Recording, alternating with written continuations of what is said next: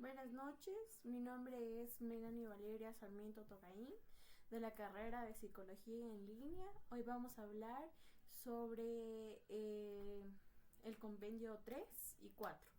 Vamos a comenzar a hablar sobre el conductismo clásico. El conductismo clásico fue desarrollado por John Watson, que a inicios del siglo XX, John Watson propuso que la psicología debería convertirse en una ciencia estrictamente objetiva, enfocada últimamente en la conducta observable, porque los pensamientos, las emociones, no pueden medirse de manera directa.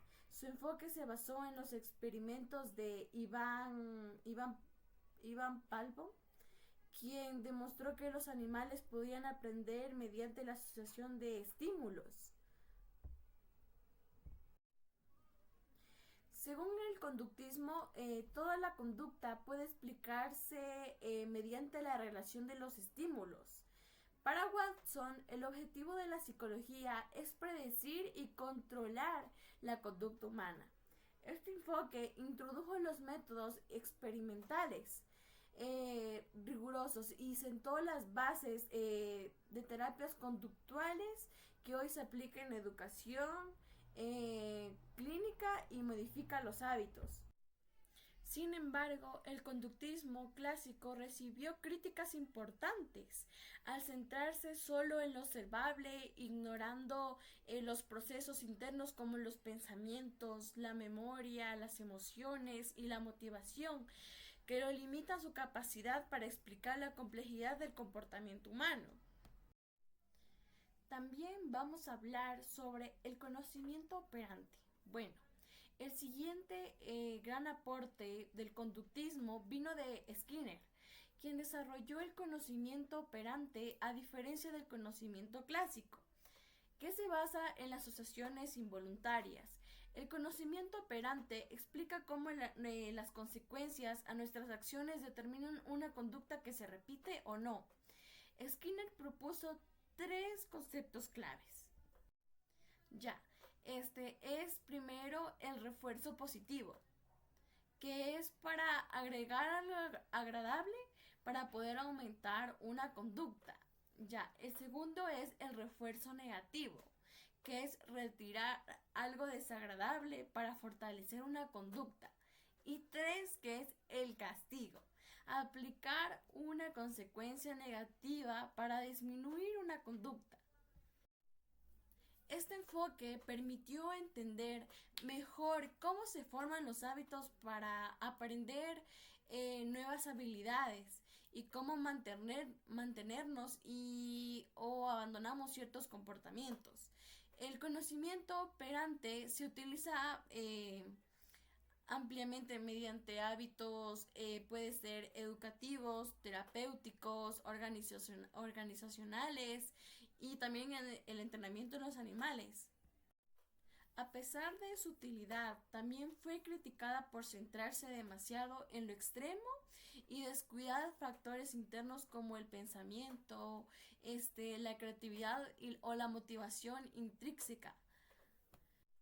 Bueno, también vamos a hablar lo que es el aprendizaje observacional, ¿no? Que en la psicología Albert Bandura criticó la visión conductista tradicional por considerar que las personas solo aprenden mediante experiencias directas. Bandura demostró que también aprendemos observando el comportamiento de otros, así como las consecuencias que reciben. Este proceso de aprendizaje se llama aprendizaje vicario. Según Bandura, el aprendizaje orvacional implica cuatro pasos esenciales, que es la atención, la retención, la reproducción y la motivación. Vamos a explicar cada uno de ellos. La atención es enfocarse exactamente en el modelo. ¿Ya? La retención es recordar la conducta observada. Ya, la reproducción es imitar o ejecutar lo visto. La motivación es tener razones o incentivos para poder copiar la conducta. Este enfoque explica cómo se transmiten las normas sociales, los valores, las conductas proporcionales e incluso el comportamiento de riesgo. También fundamenta los programas educativos de prevención, violencia, también el desarrollo de habilidades sociales. Sin embargo, Bandura señaló que observar no garantiza aprender. Influyen factores como el contexto social, la motivación y la capacidad cognitiva. Bueno, también vamos a hablar sobre el conductismo y las perspectivas contemporáneas. El conductismo surgió como reacción al conductismo argumentando para poder comprender y complementar lo que es la conducta humana. Es necesario poder estudiar los procesos mentales internos, tales como la percepción, la memoria, el pensamiento, el lenguaje, la resolución de los problemas. Algunos autores propusieron que la mente funciona como un proceso de información, similar a un ordenador. Según esta perspectiva, el aprendizaje no es simplemente responder a los estímulos, sino organizar, interpretar y construir activamente lo que es el conocimiento. Bueno, los aportes de los cognitivistas han sido fundamentales para poder comprender el funcionamiento de la memoria, la atención, el razonamiento. En educación, el cognitivismo inspiró prácticas como el aprendizaje significativo, estrategias metacognitivas y el enfoque de la comprensión profunda, más allá de la memorización. En la actualidad, el cognitivismo se integra con la neurociencia para estudiar cómo los procesos mentales se relacionan con la actividad cerebral, formando una visión completa y moderada de la mente humana. Aún así recibe críticas por ser a veces demasiado abstracto o por resaltar importancia a los factores sociales y emocionales que también influyen en la conducta. En conclusión, en la unidad 3 nos demuestra cómo la psicología ha evolucionado desde el estudio de la conducta observable hacia un comportamiento más amplio, que incluye procesos mentales, contextos sociales y también factores motivacionales. El conductivismo aportó métodos rigurosos, explicacionales, observativas del aprendizaje, mientras que el cognitismo también nos permitió comprender cómo pensamos, cómo recordamos, cómo resolvemos también nuestros problemas. Ambas perspectivas son esenciales y complementarias para poder entender el comportamiento humano y los procesos en el aprendizaje en la actualidad. Bueno, ahora vamos a hablar sobre la unidad 4. Bueno, la psicología humana surgió como resultado de un cambio significativo en el pensamiento filosófico y psicólogos, psicólogos a principios del siglo XX se desarrolló un contexto donde la psicología estaba limitada por un enfoque relacionado que no podía abordar adecuadamente los fenómenos psicólogos humanos. Esta revolución del pensamiento tuvo un lugar en el periodo en que las guerras mundiales cuestionaron la civilización occidental y nuevas corrientes filosóficas. Bueno, el contexto mundial que dio origen al humanismo psicológico fue marcado por eventos ideológicos cruciales, como el final de la Primera Guerra Mundial, que fue en 1919, que sorprendió al mundo. y el uso de la bomba atómica, que fue también en 1945, que introdujo una nueva era de la Guerra Fría. Bueno, durante este tiempo, las potencias mundiales se enfrentaron ideológicamente con diferencias, con diferentes divisiones de la sociedad, donde el objetivo no era ganar una guerra, sino era evitar perderla. Este conflicto reveló la ineficiencia de los avances tecnológicos para poder resolver los problemas, ¿no? Los problemas humanos, lo que llevó a la reflexión sobre la necesidad de una psicología capaz para poder abordar la paz y dialogar los conflictos internacionales. Bueno, esto se hizo evidente que la psicología necesitaba evolucionar más allá del paradigma denominado por el biologismo, ¿no? Y relacionalismo, buscando un enfoque más integral que incluya la filosofía, la religión, también podría ser el arte y la magia con las formas de sanación, ¿no?